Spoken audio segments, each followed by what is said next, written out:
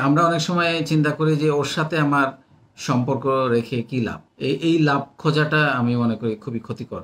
মানে খুবই অ্যা সু কি বলে? উম একটা মানে স্থূল চিন্তা, মানে নেগেটিভ চিন্তা। কারণ সম্পর্ক লাভ দেয় না সরাসরি। সম্পর্ক অনেক কিছু দেয়, অ্যা যেটা আপনি কল্পনাও করতে পারবেন না।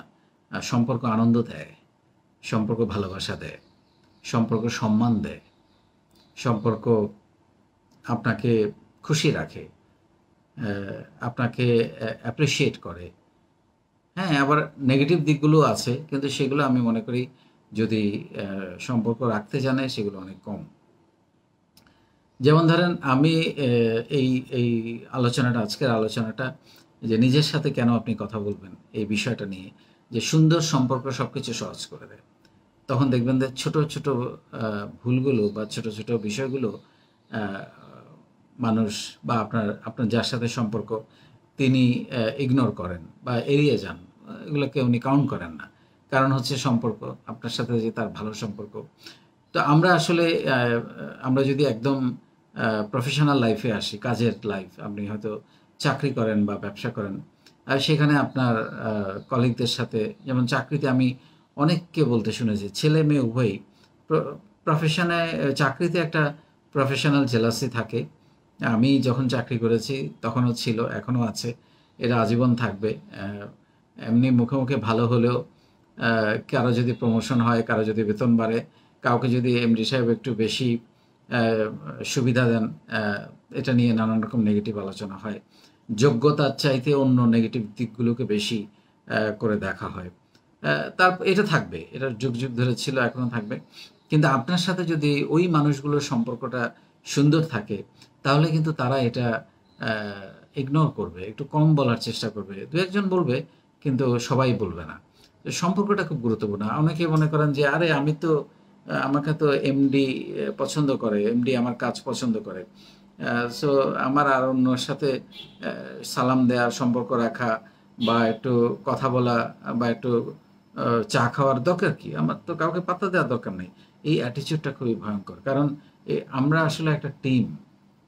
সেটা পরিবারে হোক, সেটা অফিসে হোক, আ সেটা খেলার মাঠে হোক, এটা একটা টিম। সো এইখানে কিন্তু আ আপনার অন্যজনকে স্পেস দিতে হবে। অন্যজনের কথা, সুখ-দুঃখের কথা শুনতে হবে।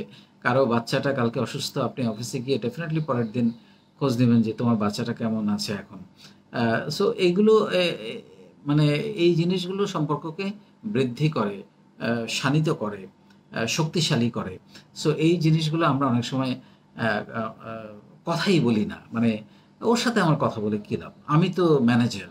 ও তো কালকে জয়েন করেছে। ওর সাথে নো, এটা খুবই ইভেন আপনি হয়তো ভাবতে পারেন আমি তো মালিক। আমার কর্মচারীদের সঙ্গে কথা বলার কি আছে? দিস ইস টোটালি রং। আপনার কর্মচারী এই শব্দটা আপনারা তো জানেন আমি ব্যবহার করা পছন্দ করি না। আমি সবাইকে বলি সহকর্মী। সো এই জিনিসগুলো থেকে আপনি হয়তো একটা প্রতিষ্ঠানের মালিক হতে পারেন, আপনি একজন উদ্যোক্তা হতে পারেন। কিন্তু আপনার সঙ্গে যারা কাজ করে তারা কিন্তু আপনার টিম মেম্বার, তা আপনার সহকর্মী। তারা আপনার আন্ডারে কাজ করে। এই এই দম্ভটা, এই অ্যাটিটিউডটাও রং আমি মনে করি। এটাও আমি পছন্দ করি না। আমি সবসময় তাদেরকে সহকর্মী মনে করি এবং আমি মনে করি তারা এই পরিবারের একজন সদস্য এবং তারা আমাদের এই কোম্পানির অ্যাসেট একেকজন। অ্যা ইটস আ টিম ওয়ার্ক। তো সম্পর্কটা খুব গুরুত্বপূর্ণ। আপনি সবার সাথে যদি একটা সুন্দর সম্পর্ক, এখন আমি বলছি না সম্পর্ক মানেই আপনাকে সারাক্ষণ গিয়ে গল্প করতে হবে, সারাক্ষণ গিয়ে আড্ডা দিতে হবে, সারাক্ষণ আ মা মানে জি হুজুর করতে হবে, সারাক্ষণ স্যার করতে হবে। এইটা সম্পর্ক না। সম্পর্ক হচ্ছে যতটুকু প্রয়োজন। একটা স্মাইল।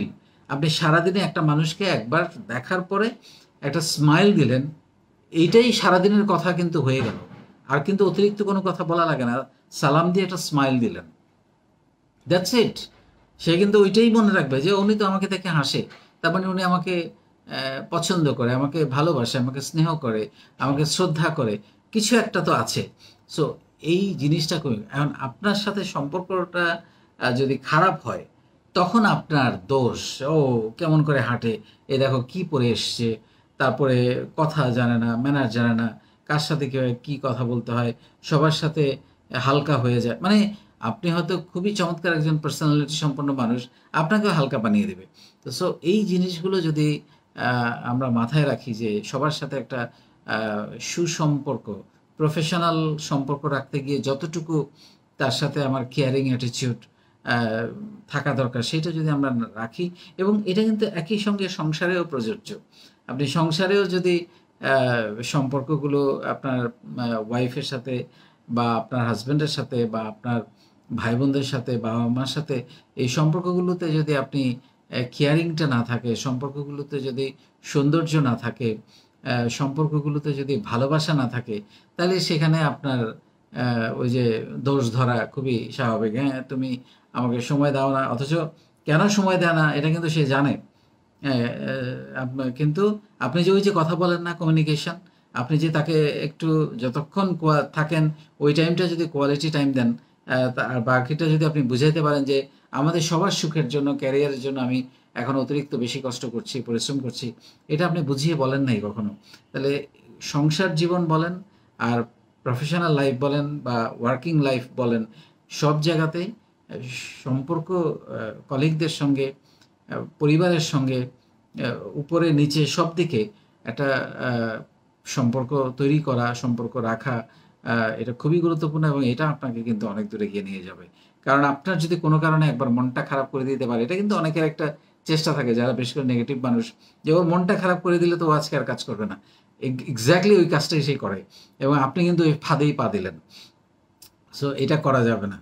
আপনি যদি কেউ একজন নেগেটিভও হয়, তার সাথে আপনি পজিটিভ আচরণ করেন, বিনয়ী আচরণ করেন, ভালো, আপনি আপনি ভালোবাসা প্রকাশ করেন, আপনার মধ্যে যে মহত্ব আছে, কাইন্ডনেস আছে, আপনার মধ্যে যে বিনয় আছে, সেটা আপনি বেশি বেশি করে প্রকাশ করবেন। হার তাকে একদিন মানতেই হবে, it's a matter of time.